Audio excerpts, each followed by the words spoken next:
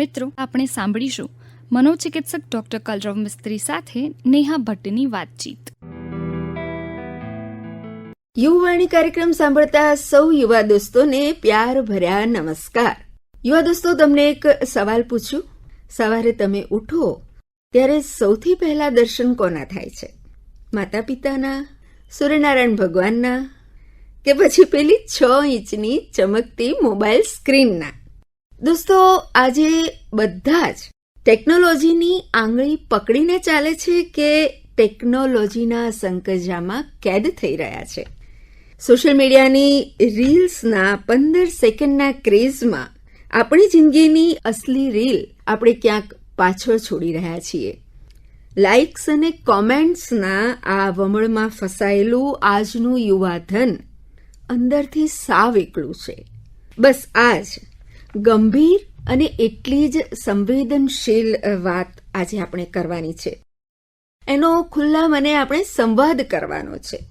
અને આપણું માર્ગદર્શન આ વિષય અંગેનું કરવા માટે અમારા આકાશવાણીના સ્ટુડિયોમાં આજે ઉપસ્થિત છે ખૂબ જ જાણીતા સાયકિયાટ્રિસ્ટ અને ડી-એડિક્શન સ્પેશિયાલિસ્ટ ડોક્ટર કલરવ મિસ્ત્રી સાહેબ. સાહેબ, આપનું અમારા સ્ટુડિયોમાં સરહદે સ્વાગત કરીએ છીએ. નમસ્કાર. આજનો યુવાન સાહેબ હાથમાં મોબાઈલ લઈને ભલે આખી દુનિયા સાથે કનેક્ટેડ દેખાય છે, પણ ક્યાંક ને ક્યાંક એ પોતાની જાતથી, પોતાના પરિવારથી ડિસ્કનેક્ટ થઈ રહ્યો છે. આ સ્ક્રીનની પાછળ દોડતા યુવાનો માટે આપ શું કહેશો?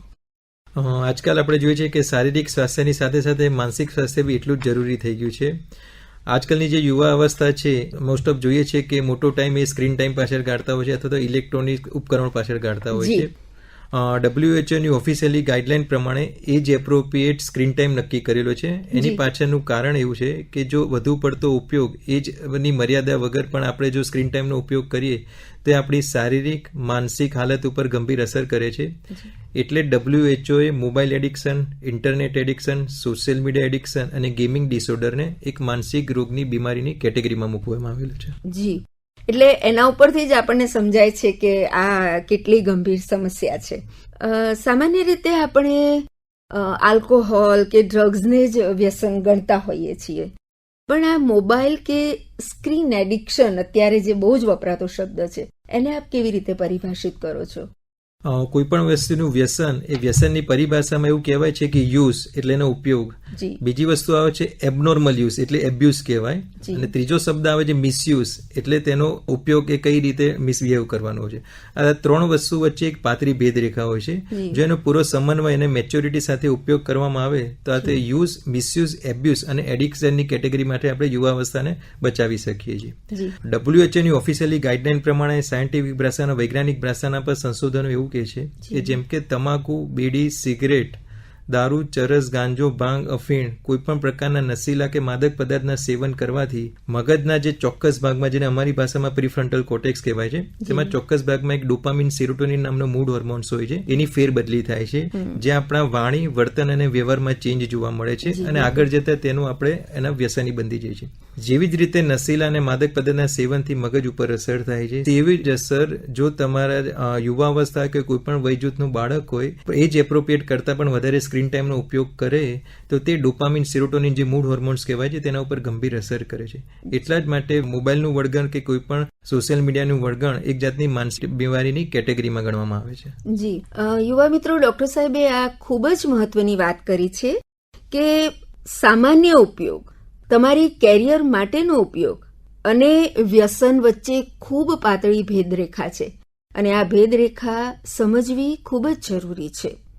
ડોક્ટર સાહેબ, સતત સ્ક્રીન સામે રહેવાથી યુવાનોની ઊંઘ છે, આંખો છે અને શારીરિક સ્વાસ્થ્ય પર અસર થાય જ છે, પણ લાંબા ગાળે તેની મગજ પર, કેમિકલ સિસ્ટમ પર, જે આપણે ડોપામાઇનનો ઉલ્લેખ કર્યો, એમાં પણ અસર થતી જોવા મળે છે. એને આપ કેવી રીતે જુઓ છો? આજકાલની યુવા અવસ્થા છે, આપણે જોઈએ છીએ કે દેખાદેખીનો જમાનો છે, અધીરાઈનો જમાનો છે, સેન્ટર ઓફ એટ્રેક્શન માટે હોય છે, એના માટે કોઈ પણ પ્રકારનું રિસ્ક ટેકિંગ બિહેવિયર લેતા હોય છે. કોઈ પણ પ્રકારના મોબાઈલના વળગરથી જો એનો વધારે પડતો ઉપયોગ અથવા તો મિસયુઝ થાય તો જેના લીધે શારીરિક, માનસિક અને આર્થિક તકલીફો અનુભવાય છે. શારીરિક તકલીફો આપણે જોઈએ છીએ પણ ઘણા બધા કેસીસ રોજના રોજ આપણે જોઈએ છીએ કે નાના બાળકોને નાની ઉંમરમાં ગરદનની તકલીફ હોય છે, કમરની તકલીફ હોય છે, નાની ઉંમરમાં ચશ્મા આવે છે અથવા તો રેડનેસ ઓફ ધ આઈ થાય છે, ડિપ્લોપિયા થાય છે કે જેમાં ડબલ બ્લઝર વિઝિંગ થાય છે. એ બધાનું પાછળનું એક જ કારણ હોય છે કે વધારે પડતો સ્ક્રીન ટાઈમ કે જેમાં તમારા શરીરના અવયવોને નુકસાન પહોંચે છે. ઘણા બધા કેસીસમાં હાડકાના ઉપયોગ અથવા તો કાર્પલ ટનલ સિન્ડ્રોમ જેને રસોડી કહેવાય છે કે વધારે પડતું વોટ્સઅપ કે ગેમ રમો છો તો જે ઇન્ડેક્સ ફિંગર છે અને અંગૂઠો છે એની વચ્ચેના ભાગમાં ઘસારો ચાલુ થઈ જાય છે અને એ લોકોને રસોડી ચાલુ થઈ જાય છે. બીજી વસ્તુ કે માનસિક બીમારી. ઘણા બધા કેસીસ એવા જોયેલા છે કે નાના બાળકોને જરાક પણ 5 મિનિટ કે 10 મિનિટ માટે પણ આપણે એના હાથમાંથી મોબાઈલ છૂટવી લઈએ અથવા તો એને ના પાડીએ તો એ છૂટી ચીજવસ્તુઓ ફેંકે, મોબાઈલ, કાચના વાસણો, ટીવીના રિમોટ, વડીલોની સામે તોછડું વર્તન કરે, એટલી હદે પણ સુસાઇડની ધમકી પણ આપે અને મારઝૂડ અથવા તો પોતાની જાતને નુકસાન પહોંચવાની થ્રેટનિંગ પણ કરતા હોય છે. તો આ બધી વસ્તુઓ પરથી આપણને જોઈ શકાય કે મોબાઈલનું વળગણ એ યુવાવસ્થા અથવા તો બાળકો માટે શારીરિક સ્વાસ્થ્યની સાથે સાથે માનસિક સ્વાસ્થ્ય પણ કથળી શકે છે. ડોક્ટર સાહેબ, અત્યારે વિદ્યાર્થી મિત્રોની એક ફરિયાદ જોવા મળે છે કે જે લોકો પરીક્ષાના સમયે તૈયારી કરતા હોય ત્યારે થોડી વારે તેમને મોબાઈલ જોવાનું મન થઈ જાય છે. તો આવા સમયે લોકો એકાગ્રતા વધારે પ્રમાણમાં કેળવી શકે એને માટે આપ શું કહેશો? મન હંમેશા ચંચળ હોય છે અને ચંચળ મન ઉપર આપણો કંટ્રોલ હોય એને વિલ પાવર અથવા તો મનોબળ કહેવામાં આવે છે. વિદ્યાર્થીઓને આપણે જોઈએ કે અટેન્શન, કોન્સન્ટ્રેશન એન્ડ મેમરી એક કેટેગરીમાં આવે છે. તમારો અટેન્શન સ્પાન જેટલો લાંબો હશે તો તમારી એકાગ્રતા વધશે અને તમારી એકાગ્રતા જો પોણો કલાક કે 2 કલાકથી વધારે હશે તો તે તમારી યાદશક્તિમાં પરિવર્તન થશે. પણ આજકાલ આપણે જોઈએ છે કે શોર્ટ ટર્મ ગ્રેટિફિકેશન કે ઇન્સ્ટન્ટ ગ્રેટિફિકેશન કે લોકો જલ્દી બોર થઈ જાય છે એકની એક વસ્તુથી. તો લોકોને જે અટેન્શન અને કોન્સન્ટ્રેશનમાં જે ચંચળતા આવે છે જેના લીધે યુવા અવસ્થા અથવા તો બાળકો અધીરા મનના થઈ રહ્યા છે.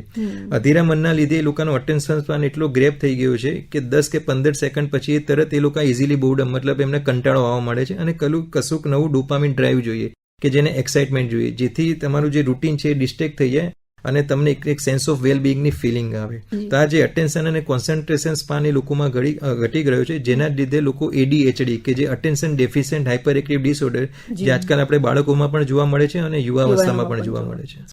સોશિયલ મીડિયા પર જેના હજારો ફોલોઅર્સ છે પણ એવા યુવાનો વાસ્તવિક જીવનમાં ખૂબ એકલતા અનુભવતા હોય છે. આ વર્ચ્યુઅલ લોનલીનેસ જે અત્યારે ખૂબ પ્રમાણમાં વિકસી રહી છે એમાંથી બહાર આવવા માટે યુવાનોએ શું કરવું જોઈએ? એટલે રીલ્સ વર્સિસ રિયલ લાઈફનો આપણે તફાવત સમજવો પડશે. તેમજ કોઈ પણ પ્રકારના સોશિયલ મીડિયા ઉપર આપણે સ્ટેટસ આપણે મૂકીએ છીએ એના પહેલા આપણે રિયલ લાઈફમાં આપણું સ્ટેટસ કઈ રીતનું છે એના ઉપર વધારે પ્રાયોરિટી રાખવી જરૂરી છે. ઘણા બધા કેસીસમાં એવું જોવા મળે છે કે કેટલી લાઇક્સ આવી, કેટલી કોમેન્ટ્સ આવી, કેટલા ફોલોઅર્સ આવે એ પ્રમાણે તે લોકોની પ્રોફાઇલ સમજતી હોય છે અને દેખાદેખીના લીધે એ લોકોનો હેપીનેસ ઇન્ડેક્સ એટલો ઓછો થઈ જતો હોય છે કે પોતાની જાતને ઇન્ફેરિટી કોમ્પ્લેક્સ સમજતા હોય છે. તે પોતાનું મનોબળ તૂટી જતું હોય છે અને આ જ પ્રકારના જે યુવા અવસ્થા એ રિયાલિટી અથવા તો રિયલ રીલ્સના ચક્કરમાં એ પોતે પોતાના ડિપ્રેશન, એન્ઝાયટી, વિચારવાયુ અથવા તો વિવિધ પ્રકારની માનસિક બીમારીનો શિકાર બનતા હોય છે. જી, તો આમાંથી એ લોકોને જો બહાર નીકળવું છે તો એ લોકોએ શું પ્રવૃત્તિ વધારે કરવી જોઈએ?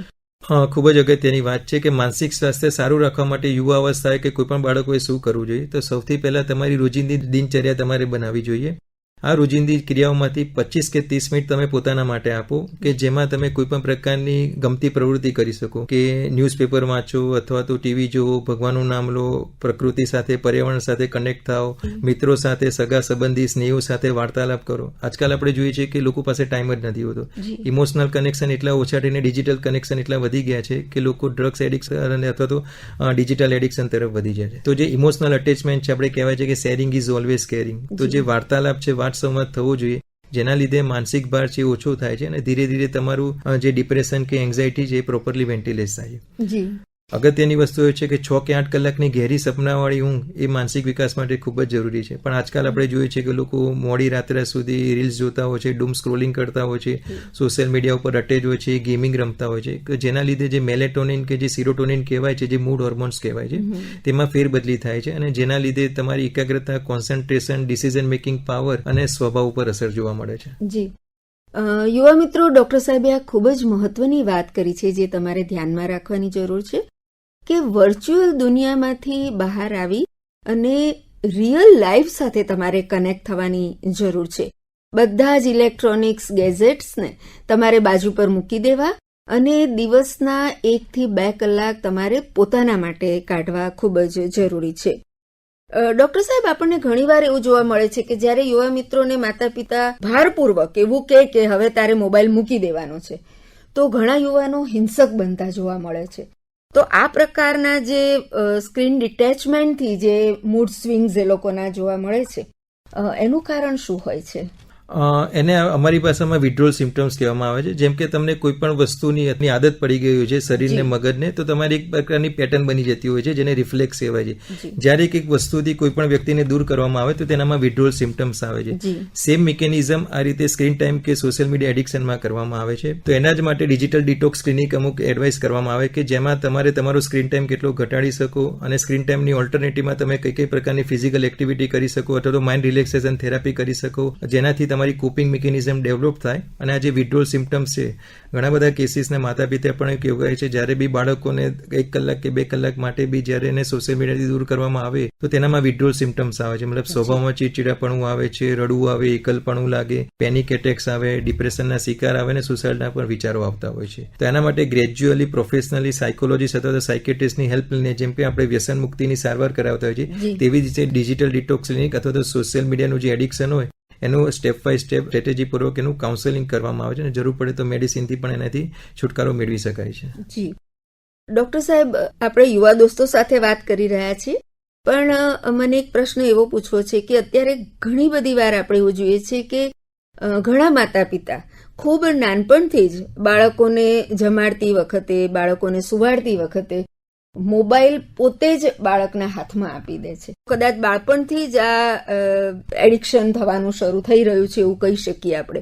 એ અંગે આપ શું કહેશો? આ એક તલવારની બે ધાર જેવું હોય છે. જેમ કે આપણે જોઈએ છે કે રોટી, કપડાઓ, મકાની બેઝિક ઇન્સ્ટિક્ટ્સ ઓફ બોડી અને માઇન્ડ સર્વાઈવલ માટેનો સ્ટ્રેટેજી હતો.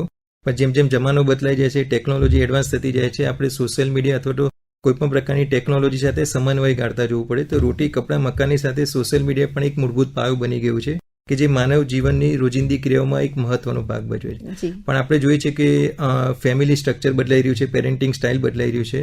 તો આમાં પેરેન્ટ્સનો વાંક છે કે બાળકોનો વાંક છે. એના સિવાય આપણે સાથે મળીને એક સહિયારો પ્રયત્ન કરવો જોઈએ, જેમાં એટલા જ માટે એજ એપ્રોપ્રિએટ સ્ક્રીન ટાઈમ, કે તમારે બાળકોની એજ પ્રમાણે કેટલો સ્ક્રીન ટાઈમ જરૂરી છે અને પેરેન્ટિંગ સ્ટાઇલ તમે કઈ રીતે એપ્લાય કરી શકો છો, એ જો એપ્લાય સમન્વય કરવામાં આવે તો આપણે બાળકોને અથવા તો કોઈ પણ પ્રકારના યુવાવસ્થાને સોશિયલ મીડિયાના એડિક્શનથી આપણે દૂર રાખી શકીએ છીએ. જી યુવા મિત્રો, આ ખૂબ સમજવાની વાત છે કે સોશિયલ મીડિયાથી, મોબાઈલ એડિક્શનથી તમારે બિલકુલ ડિટેચ નથી થવાનું, પરંતુ એનો સંયમપૂર્વકનો ઉપયોગ ખૂબ જ જરૂરી છે.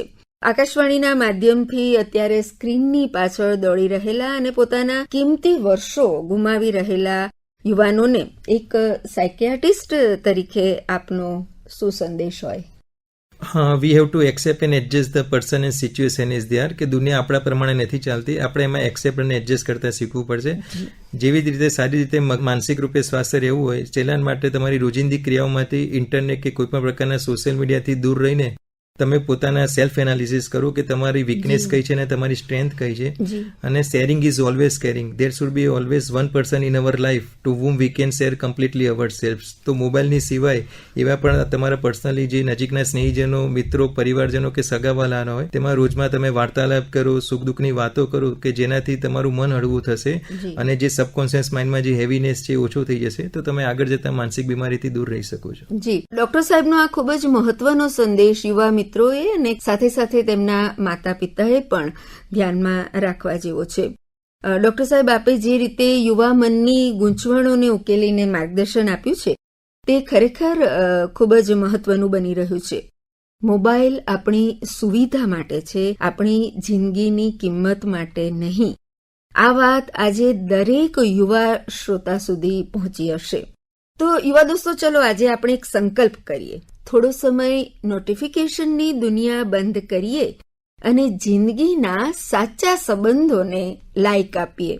ડોક્ટર કલરવ મિસ્ત્રી સાહેબ, આપ આજ અમારા આકાશવાણીના સ્ટુડિયોમાં આવ્યા અને યુવાનોને આટલું સચોટ માર્ગદર્શન આપ્યું તે બદલ આપનો ખૂબ ખૂબ આભાર.